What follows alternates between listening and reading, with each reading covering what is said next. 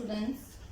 Today we are going to study about a very important topic of chapter 1, class 11th chemistry, that is law of chemical combination.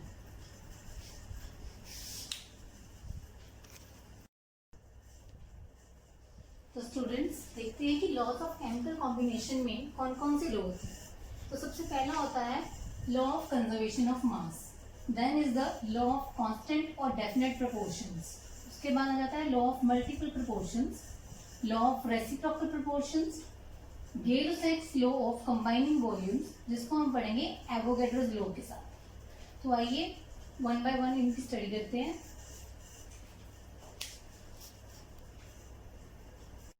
तो सबसे पहला law कौन सा है? Law of conservation of mass.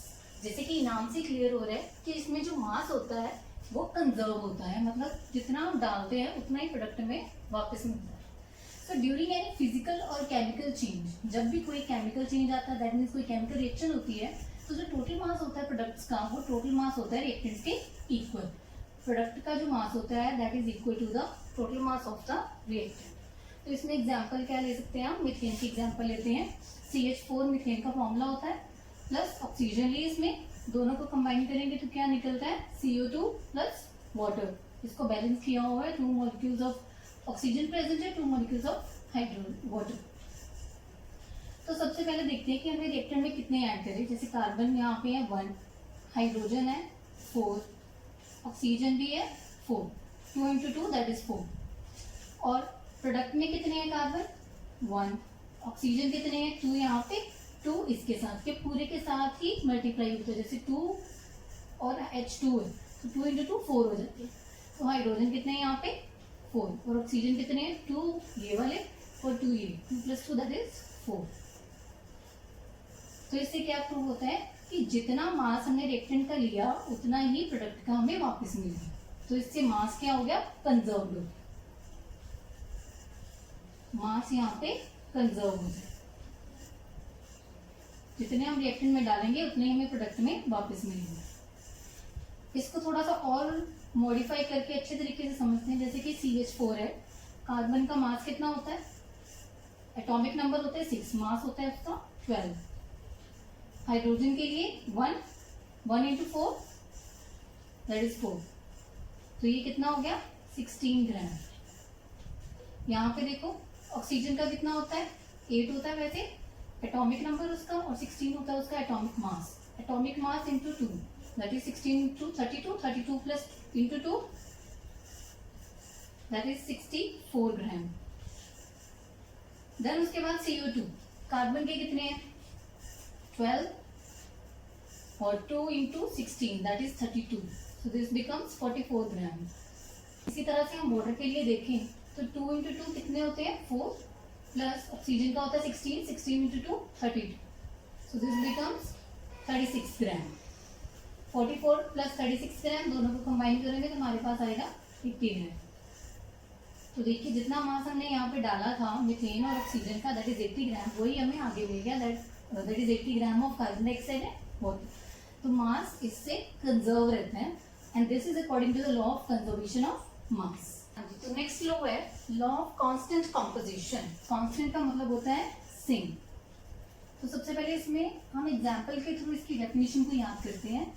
For example if we take carbon dioxide, अगर हम carbon dioxide लेते हैं तो जब कार्बन डाइऑक्साइड ब्रेक करते हैं तो उसमें से क्या निकलता है? कार्बन निकलता है और एक ऑक्सीजन निकलता है. तो कार्बन डाइऑक्साइड का अगर मास देखें बाय वेट, हम ये डेफिनेशन ले रहे हैं तो वेट देखेंगे हम उसका. कार्बन का कितना होता है? 12 ग्राम. ऑक्सीजन का कितना होता है? 16 into 2 that is 16 into 2 gram that is 32 gram. 12 plus 32 gram together it forms 44 ग्राम. तो कार्बन डाइऑक्साइड का वेट कितना हो गया? 44 ग्राम. उसी तरह अगर कार्बन का देखें, यहाँ पे जो ब्रेक होकर अकेला कार्बन आया तो उसका भी 12 ग्राम है, ऑक्सीजन का भी. तो इसी तरह से हम ऑक्सीजन का देखें तो उसका भी सेम आएगा, that is 16 into 2 that is 32 gram. 12 plus 32 that becomes 44 ग्राम. तो जो रिएक्टेंट में हमने कितना लिया तो 44 ग्राम, प्रोडक्ट में कितना आया? 44 ग्राम. दोनों को ऐड करेंगे तो 44 ग्राम आएगा हमारे पास. तो अब बाय डेफिनेशन इसको समझते हैं. अ प्योर केमिकल कंपाउंड, एक केमिकल कंपाउंड है हमारे पास that is pure in nature. CO2 लिया हुआ जो हमने, कंटेन सेम एलिमेंट्स, उसमें सेम एलिमेंट्स प्रेजेंट होते हैं combine together in the same definite proportion. उसको सेम डेफिनेट प्रोपोर्शन में हमने एज इट इज लिया हुआ है बाय द सेम वेट। तो थर्ड लॉ है law of multiple proportions. Law of multiple proportion में क्या होता है कि जब टू एलिमेंट्स कंबाइन करते हैं to form more than one compound, एक से ज्यादा कंपाउंड बनाने के लिए, more than one, then the masses of one of the elements which combine with the fixed mass of other element are in a simple whole number ratio। अब इस definition को example के थ्रू समझते हैं कि क्या बोला उसमें।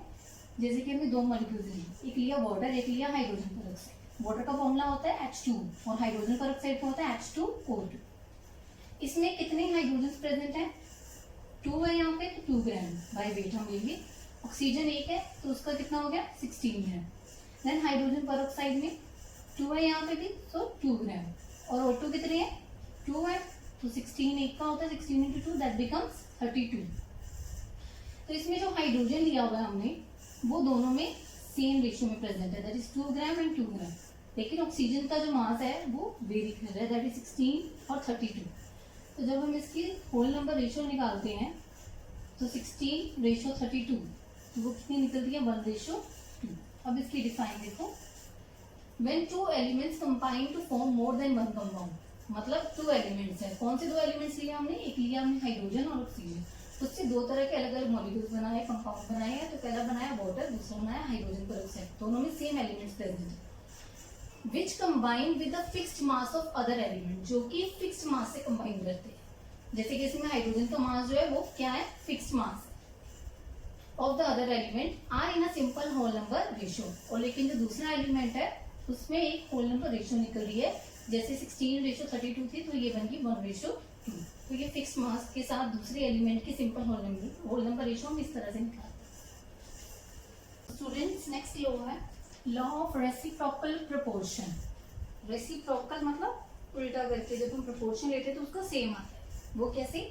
व्हेन टू डिफरेंट एलिमेंट्स, जब 2 डिफरेंट एलिमेंट्स हम लेते हैं, कंबाइन करते हैं उनको अलग से with the fixed mass of third element, किसी भी थर्ड एलिमेंट के फिक्स मास के साथ, the ratio in which they do so will be the same. तो जो रेशियो आएगी उनकी वो बिल्कुल सेम आएगी, in which they combine with each other, जिसमें वो कंबाइन करते हैं एक दूसरे से। फॉर एग्जाम्पल यहाँ पे मैंने 3 एलिमेंट्स लिए हैं, एक लिया हाइड्रोजन, एक सल्फर और एक ऑक्सीजन।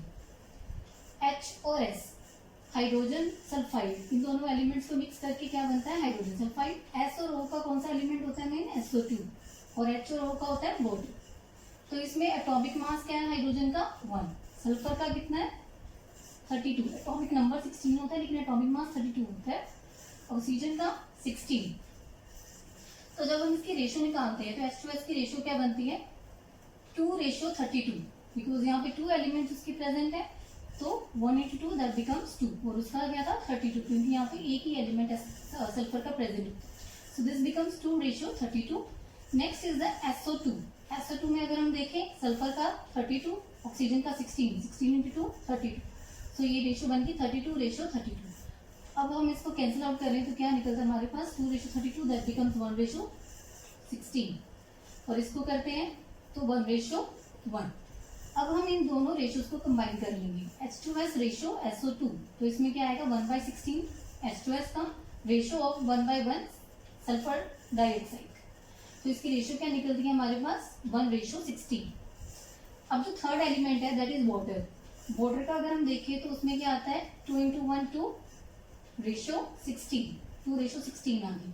अब इन तीनों एलिमेंट्स को हमने कंबाइन करना है, क्योंकि हमारी डिफाइन में क्या लिखा था कि 2 डिफरेंट एलिमेंट्स कंबाइन सेपरेटली, 2 अलग अलग एलिमेंट्स हैं सेपरेटली कंबाइन करते हैं, किसके साथ? With the fixed mass. Fixed mass मतलब जो उसका ऑलरेडी मास फिक्स किया हुआ है, किसके साथ? थर्ड एलिमेंट के साथ। थर्ड एलिमेंट क्या है इसमें? वाटर। तो पहले की रेशियो कितनी निकली थी हमारे पास? 1:16। और दूसरे की कितनी आती है हमारे पास कैंसिल आउट करके? 1:8। सो दिस बिकम्स 8:1, क्योंकि हमने इसके साथ डिवाइड करा, तो रेसिप्रोकेट करने के बाद 8/1 आ गया। तो इसको अगर हम कट करें तो दिस बिकम्स 1/2। तो हमारे पास ये क्या आ गई? Simple whole number ratio, and that is same, जो कि सेम होती है उसके साथ। So this was a law of reciprocal proportion.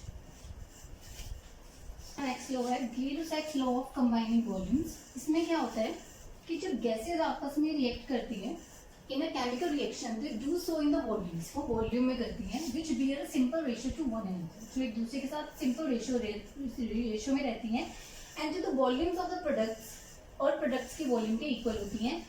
लेकिन उसमें मेन कंडीशन क्या है कि all gases are at the same temperature and pressure, सारी गैसेज जो है वो सेम टेम्परेचर और प्रेशर पे ही रहनी चाहिए। फॉर एग्जाम्पल मेरे पास है हाइड्रोजन ऑक्सीजन, हाइड्रोजन और ऑक्सीजन जब आपस में कंबाइन करती हैं तो उसको हम कहते हैं, तो क्या फॉर्म करते हैं वो H2O वाटर मॉलिक्यूल बनाते हैं, 2 molecules of water.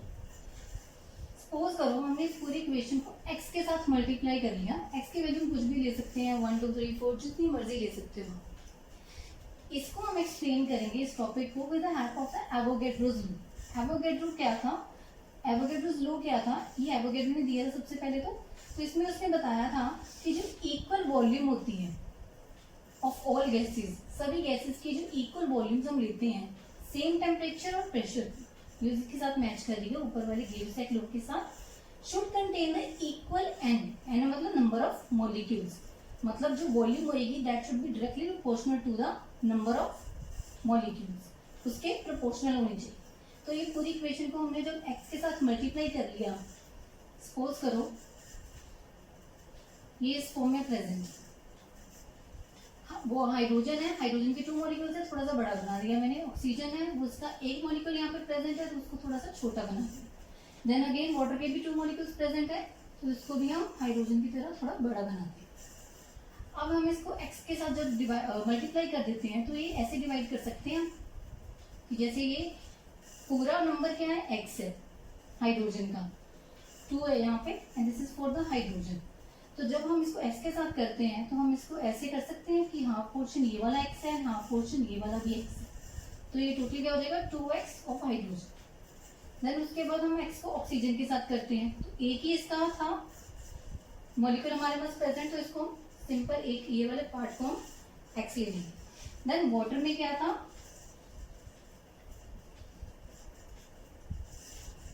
Two molecules of water, तो इसको भी हम x में डिवाइड कर लेंगे क्योंकि ये भी 2 पोर्शंस है यहाँ पे हमारे पास, तो इसको अलग अलग लीजिए। तो अब इसमें क्या होता है, हम इसको कैसे लिख सकते हैं कि 2x molecules of hydrogen plus x molecules of oxygen that gives 2x molecules of water. तो यहाँ से ही ये वाला लूज है वो 2 हो जाता है कि व्हेन गैसेस रिएक्ट टुगेदर, जब भी गैसेस आपस में रिएक्ट करती हैं एक केमिकल रिएक्शन में तो वो वॉल्यूम्स में करती हैं और उसमें एक सिंपल रेशो आती है एक दूसरे के साथ और वॉल्यूम्स के साथ जो कि प्रोडक्ट का बनता है, किस कंडीशन पे कि जब सारी गैसेस सेम टेम्परेचर और प्रेशर पे रिएक्ट करें। तो इसमें 2x हाइड्रोजन जो है x एटम्स ऑफ ऑक्सीजन के साथ मिक्स होकर क्या बना रहा है 2x of the water molecules. तो क्या प्रोपोर्शन आएगा इसका, 2 इसका है 1 इसका है, लेकिन यहाँ पे रेशियो कितनी आती है, जहाँ पे प्रोडक्ट में कितना आता है रेशियो 2, क्योंकि यहाँ पे हम पोर्शंस के हिसाब से देख रहे हैं कि x कहाँ पे जैसे प्रेजेंट था तो हमने उसको डिवाइड कर दिया, मतलब उसका एक ही पोर्शन लिया होगा, इस वजह से यहाँ पे रेशियो कितनी आएगी 2।